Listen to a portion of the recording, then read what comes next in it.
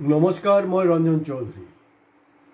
আপোনালোকৰ চাগে মনত নাই, কাৰণ এটা সময়ত অসমীয়া চিনেমা বুলি কওঁতে তেনেকুৱাকৈ ইমান এটা চলা নাছিল। যি ধৰণে ধৰি লওক সাউথৰ পিকচাৰ বা হলিউড বা বলিউড হিন্দী ফিল্ম বা বাংলা ফিল্ম যি ধৰণে চলিছিলে, তেনেকৈ কিন্তু অসমীয়া চলচ্চিত্ৰ অৱস্থা খুবেই বেয়া আছিলে। কিন্তু ইমান হেৰি হোৱা স্বত্তেও ডক্টৰ বেজবৰুৱাৰ টাইটেলত মানে হেৰি হৈছিলে দেই, পিকচাৰ এটা হৈছিলে অসমত। সেই পিকচাৰ কিন্তু মানে ছুপাৰ ডুপাৰ। সেইটো সময়ত ইমান মানে কাভাৰেজো নাছিলে, ইমান হেৰি নাছিলে, তৎসত্ত্বেও বহুত মানে হিট হৈছিলে আৰু মানুহ চিনেমা হলত মানে স্বতঃস্ফূৰ্তভাৱে গৈ চিনেমা চাইছে। আৰু সেই ফিল্মত খুব বেছি প্ৰমোটো কৰা হোৱা নাই। আৰু পৰৱৰ্তী সময়ত খুব ৰিচেণ্টলি আপোনাৰ ক'ব পাৰে ডক্টৰ বেজবৰুৱাৰ ওপৰত অলপ মডাৰ্ণাইজ কৰি বেলেগ আৰু এটা পিকচাৰ হৈছে অসমত। সেইটো চাগে চাইছে। তো গতিকে ডক্টৰ বেজবৰুৱা অকল ফিল্ম নহয়, আমাৰ সাহিত্যৰথী বেজবৰুৱা, তেওঁকতো পাহৰিলে নহ'ব নহয়। কাৰণ অসমীয়া জাতি, অসমীয়া ভাষা, অসমীয়া সাহিত্য, অসমীয়াৰ মানে যে হৃৎপিণ্ড বুলি কওঁতে যোনটো বুজায়, এইটো হ'লগৈ আমাৰ বেজবৰুৱাক বাদ দি। মই ডক্টৰ বেজবৰুৱাৰ কথা কোৱা নাই। আপোনালোকে জানে যে ইতিমধ্যেই আপোনাৰ ইণ্ডিয়া পাকিস্তানৰ যুদ্ধ, এই তথাকথিত যুদ্ধৰ নামত অসমত থাকি চব বিহু প্ৰগ্ৰাম কেঞ্চেল হ'ল, কোনো ধৰণৰ চেলিব্ৰেশ্যন নহ'ব। মুখ্যমন্ত্ৰী নিজৰ 4 বছৰ পূৰ্তিটোও কেঞ্চেল কৰিলে। আৰু সেইটো সময়ত ৰাতিৰ এন্ধাৰত সুযোগ লৈ গুৱাহাটীৰ মাজমজিয়াৰ পৰা দেই, যিটো সময়ত মানে গোটেই মানুহ মানে একদম হেৰি, আৰু এনেতো আৰু দেখিছে এইবিলাক আমি আৰু এপিছড কৰি থাকিম যুদ্ধৰ ওপৰত। আজি যুদ্ধৰ ওপৰত কথা পাতিব খোজা নাই। তো আমাৰ সাহিত্যৰথী বেজবৰুৱা ডাঙৰীয়াৰ প্ৰতিমূৰ্তি গুৱাহাটীৰ একেবাৰে স্মাৰ্ট চিটিৰ মেইন জেগাৰ পৰা, একদম চেণ্টাৰৰ পৰা কিন্তু ৰাতিৰ এন্ধাৰত আঁতৰাই লোৱা হ'ল।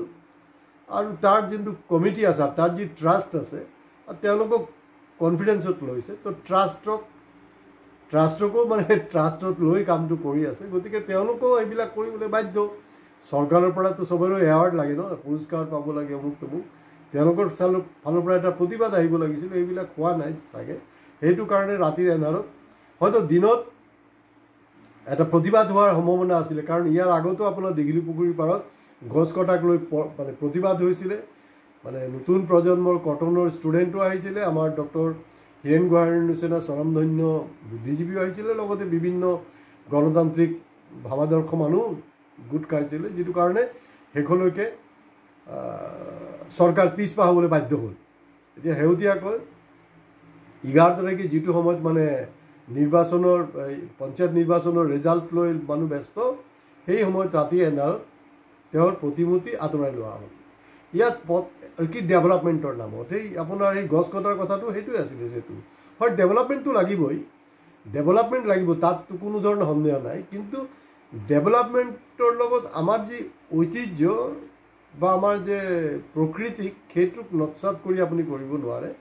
আৰু চবতকৈ ডাঙৰ কথাটো হ'ল চৰকাৰৰ ধৃষ্টতা কেনেকৈ হ'ল, আমি আচৰিত পাইছোঁ দেই। সাহিত্যৰথী বেজবৰুৱা ডাঙৰীয়াৰ প্ৰতিমূৰ্তিখন চুবলৈ কেনেকৈ সাহসটো পায়, মানে কোনে সাহস গোটালে, এইটো কৰিলে। আৰু এতিয়া আমি যোনটো খবৰ পাই আছোঁ নেকি, সেই কাম কমপ্লিট হৈ যোৱাৰ পিছত তাত আকৌ প্ৰতিমূৰ্তি স্থাপন কৰা হ'ব। তো যোৱা বছৰ তিনিচুকীয়া জিলাৰ ডুমডুমাৰ এটা এক্সপিৰিয়েঞ্চৰ কথা মই কৈ আছোঁ। ডুমডুমা চহৰৰ মাজমজিয়াত গান্ধী মূৰ্তিত যে আছিলে, সেই গান্ধী মূৰ্তি তেওঁলোকে কিবা মানে হেৰি ক্লক টাৱাৰ খুলিব। ক্লক টাৱাৰ আৰু মানে কাম নাই। এতিয়াতো মানুহৰ হাতত দেখোন ক্লকে নাথাকে, ঘড়ীয়ে নাথাকে, চবেই মোবাইলত টাইম ডেট এইবিলাক চাই থাকে। ক্লক টাৱাৰ সেইটো বনোৱাৰ উদ্দেশ্যে আপোনাৰ ডুমডুমাৰ পৰা, সেইটো লৈ আমি এটা স্পেচিফিক এপিছডো কৰিছিলোঁ। আপোনালোকে যদি ছাবস্ক্ৰাইব কৰা নাই, ছাবস্ক্ৰাইব কৰি লওক। কাৰণ সময়ে সময়ে যি কথা বতৰাবিলাক ডেভেলপমেণ্টবিলাক আছে, লেটেষ্ট চিটুৱেশ্যনবিলাক আছে, আমি সেই সম্পৰ্কে কথা বতৰা পাতি আছোঁ। গতিকে ডুমডুমাত যে গান্ধী মূৰ্তি আঁতৰাই দিয়া হ'ল, সেইটো সম্পৰ্কেও আমি আমাৰ ইউটিউবত ডিছকাশ্যন কৰিছোঁ। আৰু ডুমডুমাৰ যে ঘটনাটো হ'ল তাত তেওঁলোকে কৈছিলে যে নাই এইটো আমি এই 3 মাহৰ ভিতৰতে আকৌ প্ৰতিমূৰ্তি তেখেতৰ গান্ধী প্ৰতিমূৰ্তি স্থাপন কৰিম। কিন্তু আজি 1 বছৰ পাৰ হৈ গ'ল, তাত কিন্তু গান্ধী মূৰ্তিৰ খবৰ নাই। তো গতিকে ইয়াত আচৰিত হ'বলৈ একো নাই। কালি যদি আপোনাৰ ডুমডুমাত গান্ধী মূৰ্তিৰ পৰিৱৰ্তে আপোনাৰ সাভাৰকাৰৰ মূৰ্তি বহাই দিয়ে, বা গুৱাহাটীৰ নিচিনা চহৰতো স্মাৰ্ট চিটিতো যদি আপোনাৰ সাভাৰকাৰৰ বা বেলেগ কাৰোবাৰ তেনেকুৱা তেওঁলোকৰ মানুহবিলাকৰ মূৰ্তি বহাই দিয়ে নহয়, তাতো কোনো প্ৰব্লেম নহ'ব। কাৰণ যিবিলাক ভক্ত আছে, ভক্তসকলতো যাবই তাত পূজা অৰ্চনা কৰিবলৈ, মালা চালা দিবলৈ, সেইবিলাক যাবই। আৰু যিবিলাক ভক্ত নহয়, নাই আমি বহুত দিন সাভাৰকাৰৰ দেখা নাই, কোন সাভাৰকাৰৰ নামটো শুনি থাকোঁ। গতিকে সেইটো অজুহাতত চবৰতো এটা বাহানা লাগেতো, সেইটো অজুহাতত তাত মানুহ গৈ গোট খাব আৰু সাভাৰকাৰৰ প্ৰতিমূৰ্তিত মাল্যাৰ্পণ কৰক বা শ্ৰদ্ধাঞ্জলি জনাব। তো এয়া হ'লগৈ পৰিস্থিতি। আমি যোৱা সময়ছোৱাতো দেখিছোঁ, যেতিয়া আপোনাৰ গছ কটাক লৈ গোটেই দল সংগঠন প্ৰতিবাদ কৰি আছিলে, কটনীয়ানসকল ওলাই আহিছিলে, ৰাতি পাহাৰা দিছিলে, সেইটো সময়তো কিন্তু আপোনাৰ আছুৰ একেবাৰে নীৰৱ ভূমিকা দেই। আৰু যিটো স্থানত ঘটনাটো হৈ আছিলে, তাত কিন্তু আমাৰ পৃথিৱীৰ চবতকৈ আটাইতকৈ মানে বৃদ্ধ যে ছাত্ৰ নেতা সমুজ্জ্বল ভট্টাচাৰ্য ডাঙৰীয়া, তেওঁৰ ঘৰত কিন্তু বেছি দূৰ নহয়, এইটো ৱাকেবল ডিষ্টেঞ্চ। তেখেতেও প্ৰতিবাদ কৰা নাই, প্ৰতিবাদস্থলীতো অহা নাই, কোনো বিবৃতি নাই, একো নাই। যেতিয়া গোটেই সমস্যা সমাধান হৈ গ'ল, এটা ছেটেলমেণ্ট হ'ল, তাৰপিছত তেখেতে বিপ্লৱী এটা ষ্টেটমেণ্ট দিলে। তো গতিকে এইবিলাক মানুহে হাঁহি আছে, চাই আছে, কোনো কাম নাই আৰু। তো গতিকে এই লক্ষীনাথ বেজবৰুৱাৰ এই লগত যিটো কাৰবাৰ হৈছে, সেইটোৰ লগত যদি কোনো প্ৰতিবাদ কৰিবলৈ আছে, সেইটো আপোনালোকে ওলাই আহক। নহ'লে এনেই এটা অসমীয়াৰ এটা বদনাম আছে দেই, কানি খোৱা জাত বুলি কয়, শুনাত বৰ বেয়া লাগে। আমি অনা অসমীয়াক গালি পাৰি থাকোঁ, অনা অসমীয়া অসমক দখল কৰিলে কেনেকৈ? কাৰণ অসমীয়া মোটামুটি মানে কি এলেহুৱা, এইটোৱে চিধা চিধি হিচাপ। আছামিজ লাহে লাহে, এইটো বদনাম আছে, গোটেই ইণ্ডিয়াতে বদনাম আছে। আৰু এই সমুজ্জ্বলে যে কৈ থাকে যে নাই আপোনাৰ কলিকতাৰ পিছতো যে ভাৰতবৰ্ষৰ অংশ আছে, মুক্ত এই চব বকৱাচ ডাইলগবাজি বন্ধ কৰক। কালিৰ পৰা আপোনালোকে প্ৰতিবাদ কৰক এইটোক লৈ। আৰু অদ্ভুত এটা আণ্ডাৰষ্টেণ্ডিং যে পিছত চবতকৈ ডাঙৰ কথা যিটো মই আৰম্ভণিত কৈছোঁ, যে লক্ষীনাথ বেজবৰুৱা ডাঙৰীয়াৰ মানে মূৰ্তিত চুবলৈ সাহস পালে কেনেকৈ? আৰু এইটো কেলে কৰি আছে জানেনে? সেইটো হৈছে যে সেইটো কাৰণে আমি জগৰীয়া। আমাক কিন্তু চৰকাৰে সময়ে সময়ে টেষ্ট কৰি আছে দেই। যদি মই বুজি পাইছোঁ অসমবাসী হিচাপে, বাকী অসমবাসীয়ে যে বুজি পোৱা নাই তেনেকুৱাতো হ'বই নোৱাৰে, চবেই চব কথা জানে। আমাৰ মুখ্যমন্ত্ৰী ডাঙৰীয়া এই বছৰে এটা ষ্টেটমেণ্ট দিছিলে যে যোৱা ৭৫ বছৰত ইমান নিকা আৰু স্বচ্ছ কোনো নিযুক্তি হোৱা নাই, চৰকাৰৰ নিযুক্তি হোৱা নাই।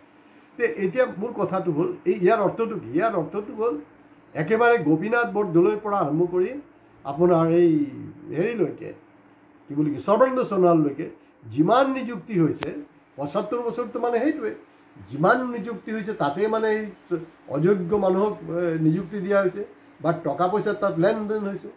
যদিও আমাৰ মুখ্যমন্ত্ৰী ডাঙৰীয়া ভালেই সময়ৰ কাৰণে কংগ্ৰেছৰ সময়ত আপোনাৰ বিভিন্ন বিভাগত যুক্ত আছিলে, স্বাস্থ্য বিভাগেই হওক, শিক্ষা বিভাগ হওক, তাত যথেষ্ট নিযুক্তি হৈছে।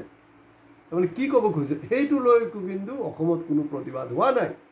তেওঁলোকে সেই গোপীনাথ বৰদলৈকো মানে হেৰি কৰিলে, তেওঁ উপলংঘা কৰিছে, কোনো প্ৰতিবাদ হোৱা নাই। আৰু সেই বস্তুবিলাক তেওঁলোকে টেষ্ট ৰিপৰ্ট, যেনেকৈ আমি লেবৰ পৰা কিবা বেমাৰ হ'লে আমি টেষ্ট ৰিপৰ্টত গম পাওঁ যে কি বেমাৰটো কি, তেওঁলোকে টেষ্ট ৰিপৰ্ট কিন্তু তেতিয়াই ওলাই গ'ল। মই তেতিয়াই জানিছিলোঁ যে অহা দিনত কিন্তু আৰু ভয়ংকৰ এটাৰ পিছত এটা আক্ৰমণ আহি থাকিব। আৰু ঠিক ইয়াত চুব পাৰিলে। এতিয়া অলপতে আমি নিউজত দেখি আছোঁ যে অসমত মানে আমাৰ গুৱাহাটীত প্ৰতি ঘৰত মানে হেৰি ব্যৱস্থা হ'ব, এই কি বুলি কয় এইটো আপোনাৰ গেছ কানেকশ্যন, প্ৰতিটা ঘৰত গেছ কানেকশ্যন। আৰে বাবা, স্মাৰ্ট চিটি আজি প্ৰতিটা ঘৰত গেছ যোগান, পানী যোগান কমপ্লিট কেলে হোৱা নাই? তাৰপিছতো কেনেকৈ আপুনি স্মাৰ্ট চিটি বুলি কৈ থাকে?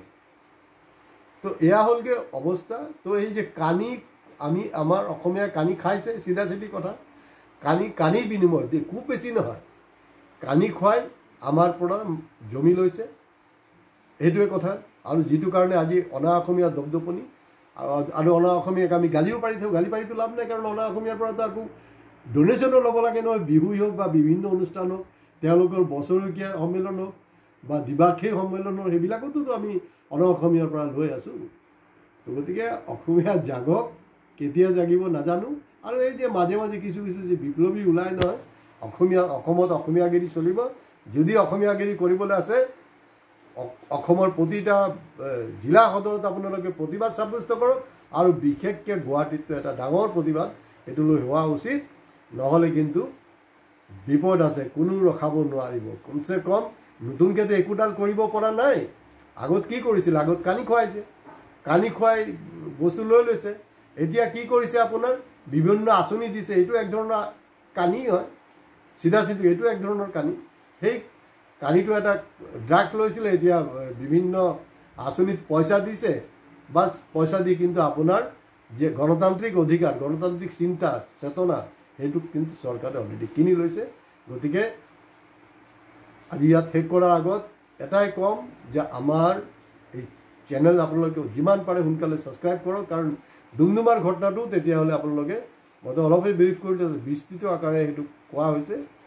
আৰু আমি এইটোক লৈ যি ধৰণে কৈছোঁ, আমি বাৰে বাৰে কৈ আছোঁ যে আমি যি ধৰণে কওঁ বেলেগে সেইটো নকয় আৰু ক'ব নোৱাৰে।